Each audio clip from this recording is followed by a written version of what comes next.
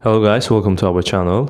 Bugünkü videoda ingilislərin istifadə etdiyi 5 idiomu başa salacağım ki, bu idiomlar mənası və tərcüməsi arasında fərqli olan söz birləşmələridir.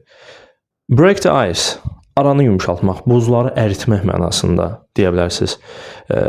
For example, I make jokes in order to break the ice. Yəni zarafat edirəm, aramızı yumşaltmaq üçün, buzları əritmək üçün və yaxud da digər mənada.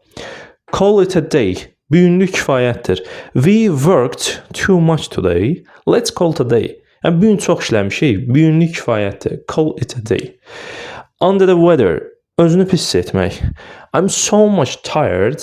I feel under the weather. I will stay at home. Deyirəm ki, çox yorğunam, özümü pis hiss edirəm. Bu gün evdə qalacağam. Once in a blue moon. Ayda ildə bir dəfə. Once in a blue moon I visit my relatives. Yəni ayda ildə bir dəfə mən qohumlarım gilə gedirəm. Spill the beans, ağzından qaçırtmaq. Bu hər hansı bir sir və yaxud da ki, hər hansı bir söz ola bilər.